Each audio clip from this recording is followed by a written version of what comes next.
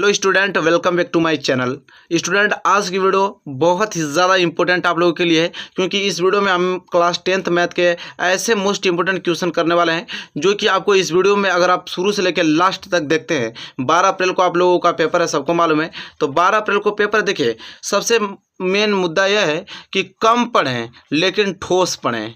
कम पढ़े लेकिन ठोस, हम लोग को ज़्यादा नहीं पढ़ना है, कम ऐसे क्वेश्चन, बहुत नॉर्मल कम क्वेश्चन करना है जो कि बोर्ड एग्जाम में हमारे क्या आ जाए, फंस जाए। जितना हम लोग क्वेश्चन कम करेंगे और वही क्वेश्चन हम लोगों को बोर्ड एग्जाम में एग्जैक्ट आए। फालतू का कोई भी क्वेश्चन ना पढ़ें, ठीक है, क्योंकि समय बहुत ही ज़्यादा नज़दीक है। ठीक है, बहुत सारे क्वेश्चन हम लोगों को कवर करने नहीं है, वही कवर करना है जो कि आपके बोर्ड एग्जाम में आए। तो मेरे प्यारे विद्यार्थी, वीडियो को लाइक नहीं किया तो लाइक कर दीजिए। इस वीडियो पे मैंने रखा है 2000 टारगेट लाइक।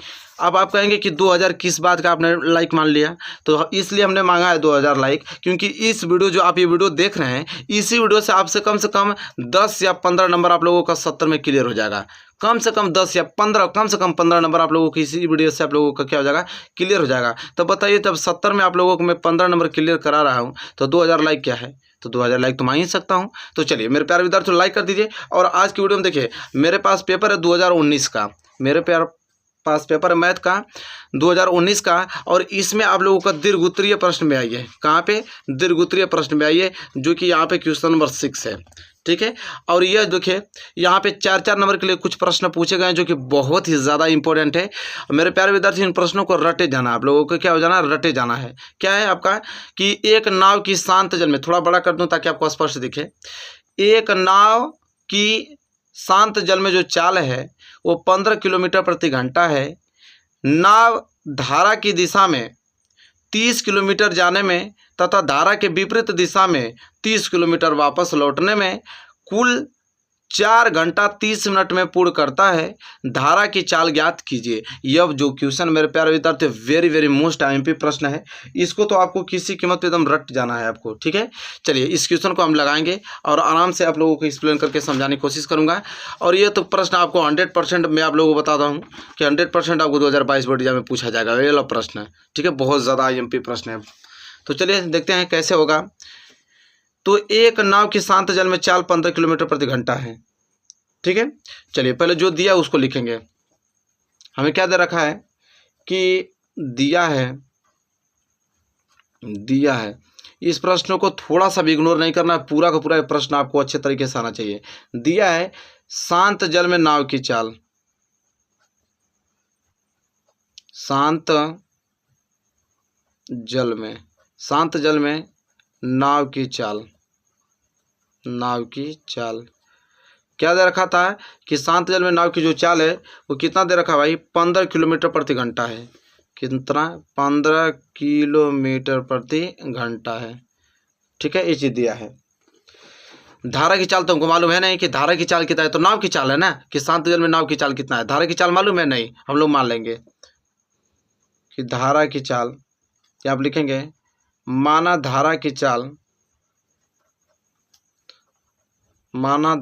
कितना मान लेते हैं, x किलोमीटर प्रति घंटा। जब हमको मालूम नहीं तो x ही मान लेते होंगे, x किलोमीटर प्रति घंटा हो जाएगा। ठीक है, अब देखिए मेरे प्यारे विद्यार्थियों, अब हम निकालेंगे धारा के अनुकूल नाव की चाल।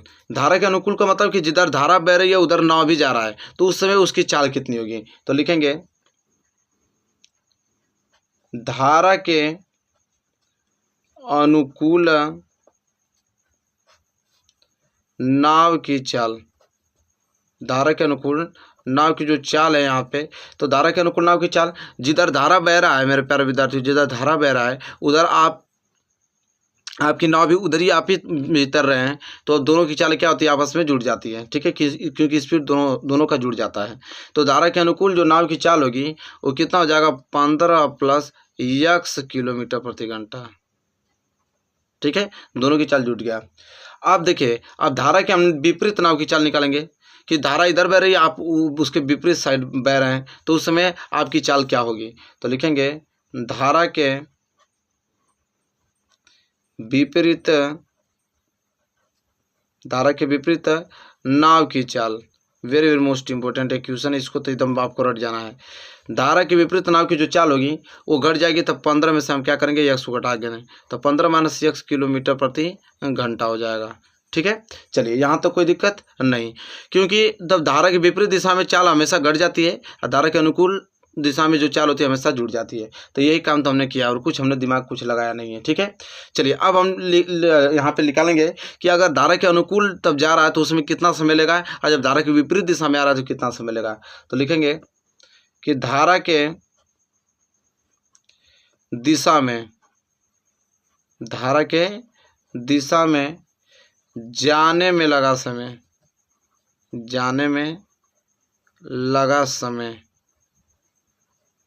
तो समय बराबर क्या होता है, दूरी बटे चाल। यही तो होता है समय बराबर क्या होता है, दूरी बटे चाल होता है। तो दूरी हमारे पास कितना है, तो 30, क्योंकि उसमें बोला था 30, यहाँ बोला था ना कि 30 किलोमीटर जाने में तथा धारा के विपरीत दिशा में 30 किलोमीटर वापस आने में कुल 4 घंटा 30 मिनट का समय लगता है। तो ये होगा धारा की दिशा में जाने में लगा समय बराबर क्या, दूरी बटे चाल। टोटल दूरी कितना है 30, और धारा की दिशा में उसकी चाल कितना है, तो धारा की दिशा में तो अनुकूल चाल कितना है, तो 15 + x, तो 15 + x। ठीक है, ये आपका 30 किलोमीटर है और ये आपका चाल लेते हैं किलोमीटर प्रति घंटा। तो किलोमीटर से किलोमीटर कैंसिल हो गया, तो जो आपका समय आ गया, तो समय आ गया आपका 30/15 + x घंटा। ठीक है, ये आपका समय आ गया कब, जब धारा की दिशा में जा रहे हैं तब इतना समय लग रहा है। अब हम निकालेंगे कि धारा के विपरीत दिशा में जाने में लगा समय। तो लिखेंगे धारा के विपरीत दिशा में जाने में लगा समय। फार्मूला सेम वही रहेगा आप लोगों का, समय बराबर क्या होता है, दूरी बटे चाल, सेम फार्मूला वही रहेगा। दूरी तो कम हो नहीं रही, दूरी तो आपका 30 ही रहने वाला है, लेकिन चाल चेंज होगी। चाल क्योंकि विपरीत दिशा में चाल क्या है, 15 - x। तो लिखेंगे 15 - x। ये आपका 30 किलोमीटर है और चाल आपका 15 किलोमीटर प्रति घंटा में, किलोमीटर से किलोमीटर कैंसिल। तो यहाँ पे धारा के विपरीत दिशा में जाने में समय कितना लगा, तो 30/15 - x घंटा लगा। ठीक है, चलिए अब यहाँ तक तो क्लियर हो गया आप लोगों को। लेकिन हमको दिया है कि नाव द्वारा कुल समय जो है 4 घंटा 30 मिनट लग रहा है, जाने में और आने में कुल टोटल मिला के समय कितना लग रहा है, 4 घंटा 30 मिनट। तो लिखेंगे यहाँ पे कि नाव द्वारा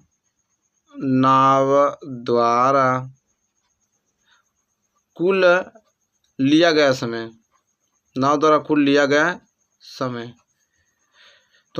लिया गया समय कितना है, तो 4 घंटा 30 मिनट। कितना है, 4 घंटे और 30 मिनट टोटल समय लग रहा है आने और जाने में।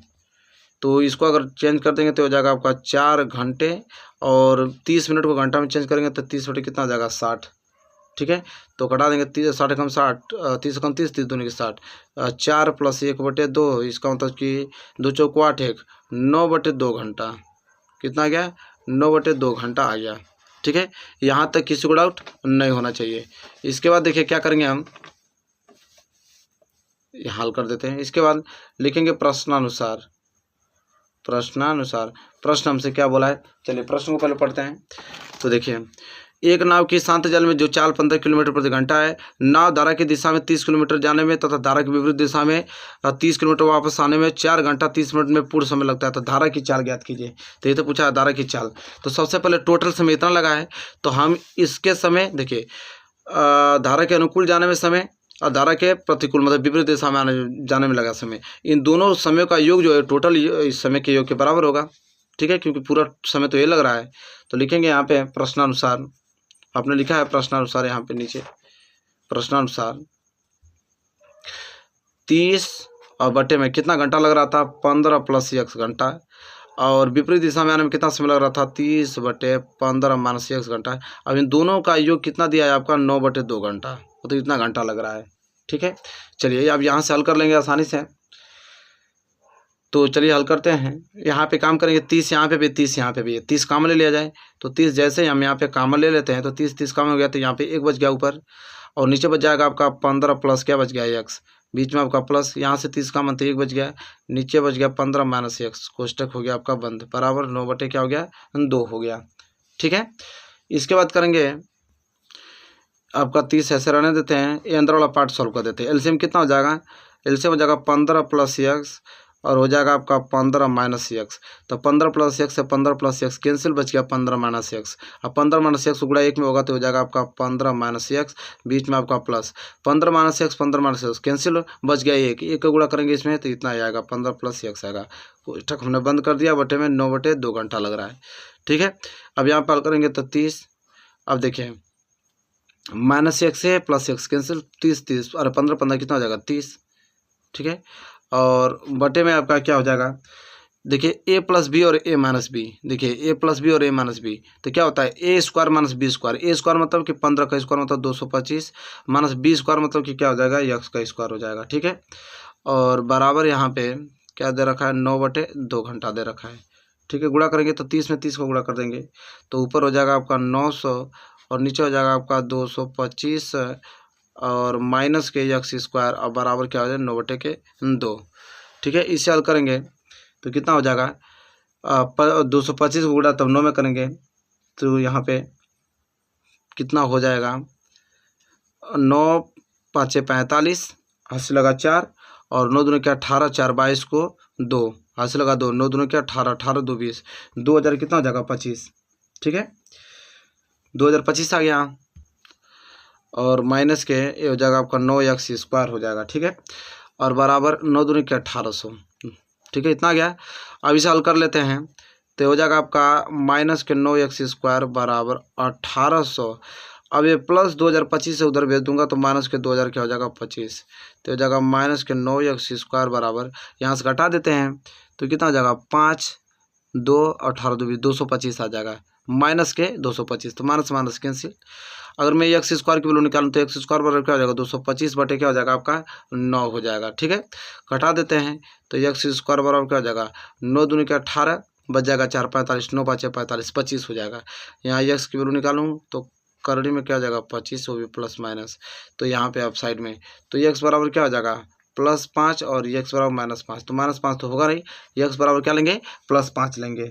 ठीक है, अब हमसे धारा की चाल पूछा था ना, तो धारा को तो हमने एक्स ही माना था, धारा की चाल को एक्स माना था, तो इसलिए जो धारा की चाल हो जाएगी वो क्या हो जाएगी 5 किलोमीटर प्रति घंटा हो जाएगा। ठीक है, तो मेरे प्यारे विद्यार्थियों देखा आपने ये क्वेश्चन बहुत ही ज़्यादा मोस्ट इंपॉर्टेंट है, किसी कीमत पे आप लोगों को ये क्वेश्चन आना ही चाहिए, प्रश्न बहुत ज़्यादा IMP है मेरे प्यारे विद्यार्थियों। ठीक है, चलिए मेरे प्यारे विद्यार्थियों अगला जो आपको क्वेश्चन आपको तैयार करके जाना है, ये आपको बोर्ड एग्जाम में पूछेगा ही पूछेगा। ठीक है, यहाँ से क्वेश्चन बनना तय है जो कि 2 नंबर आपको दिलाएगा। क्या है कि वह अनुपात ज्ञात कीजिए कि जिसमें बिंदु P जो है वो बिंदु A और B को मिलाने वाले रेखाखंड को विभाजित करेगा, मतलब किस अनुपात में विभाजित करेगा। विभाजन सूत्र से ये क्वेश्चन लगता है, वेरी वेरी मोस्ट इंपॉर्टेंट है। क्या है, देखिए कोई बिंदु A है जिसका निर्देशांक दे रखा है आपको 1/2 और 3/2 दे रखा है, और कोई बिंदु B है जिसका निर्देशांक दे रखा है 2 - के 5, इसको मिलाने वाले के बीच एक बिंदु P है जिसका निर्देशांक है आपका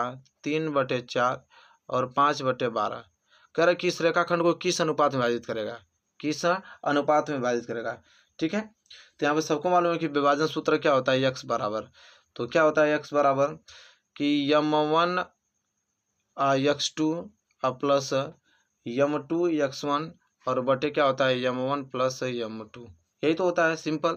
तो देखिए किस अनुपात में विभाजित करता है, तो हम मानेंगे कि m1 संबंधी m2 के अनुपात में विभाजित करता है। ठीक है, तो यहाँ से x की वैल्यू निकालेंगे तो m1 यहाँ पे क्या है निकालना है, तो m1 और गुणे x2, तो यह आपका क्या है x2, तो x2 हमारे पास क्या है ये आपका x1 y1 x2 y2, तो x2 हमारे पास क्या है 2 और प्लस m2 निकालना है, और x1 की वैल्यू क्या है 1/2 है, बटे में m1 प्लस क्या हो गया m2 हो गया। ठीक है, इसके बाद हम हल करेंगे तो x बराबर क्या आ जाएगा हमारा, गुणा कर लेंगे और x की वैल्यू x की जगह रख देंगे, x की वैल्यू दिया हमको क्या 3/4, x की वैल्यू क्या है 3/4 दे रखा है, तो x की जगह ऐसा काम करते हैं 3/4 रख देते हैं, 3/4 बराबर आप हल कीजिए, हो जाएगा 2m1।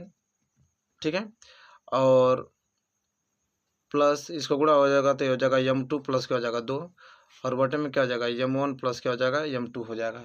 ठीक है, अब इसे हल कर देते हैं तो इसका गुणा इसमें करेंगे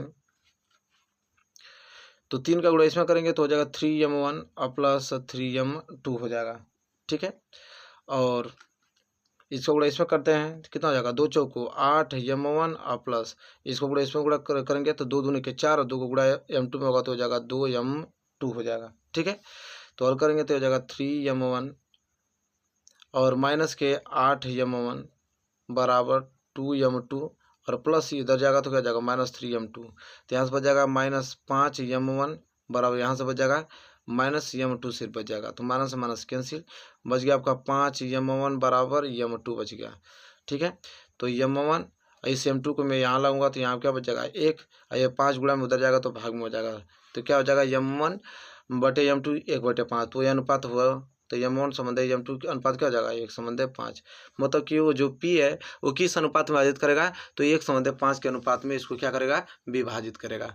तो मेरे प्यारे विद्यार्थियों, आई होप आपको क्लियर हो गया है प्रश्न, वेरी वेरी मोस्ट इंपॉर्टेंट। तो देखिए यह सब प्रश्न बनना यहाँ से तय है, आराम से यहाँ से आप क्वेश्चन को अचीव कर पाएंगे। इसके बाद अगला क्वेश्चन है जो कि 2 नंबर के लिए आता है, फ्री में आप इसको नंबर उठा लेंगे और 100% ये क्वेश्चन पूछा जाएगा 100% कि बिना लंबी विभाजन प्रक्रिया किए दिखाइए कि जो परिमेय संख्या 17/8 है वो शांत दशमलव या अशांत आवर्ती। बिना वास्तविक विभाजन किए दशमलव प्रसार भी ज्ञात करना है, दशमलव प्रसार भी ज्ञात करना है और ये भी बताना है कि यह शांत है या अशांत।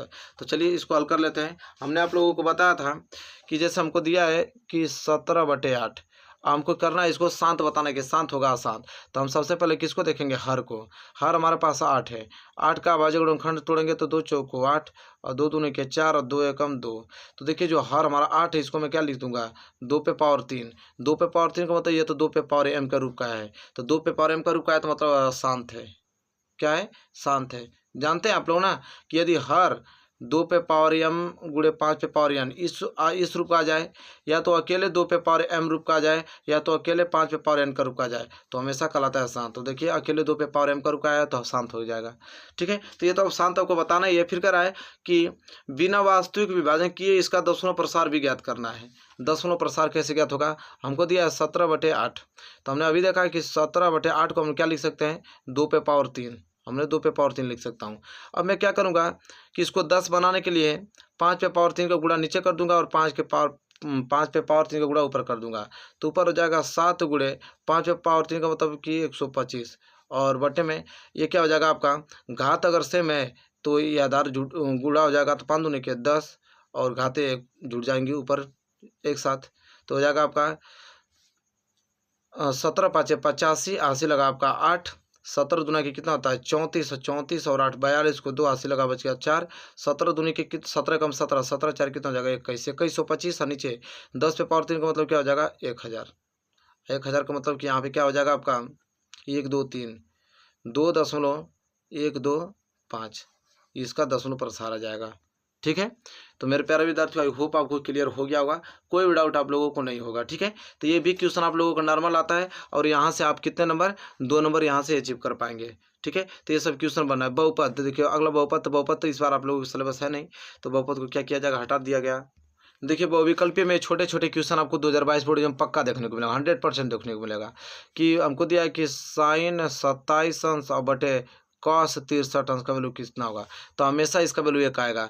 जब भी इन दोनों कोणों का ऐसे देगा दोनों कोणों का योग 90 अंश होगा तो हमेशा वैल्यू 1 आएगा। लेकिन हालांकि लगाएंगे कैसे, तो साइन 27 अंश कॉस कितना 63, तो हम साइन 27 को क्या लिख सकते हैं कि साइन 90 - 63 अंश लिख सकते हैं बिल्कुल, और नीचे आपको कॉस 63 अंश रहने दीजिए।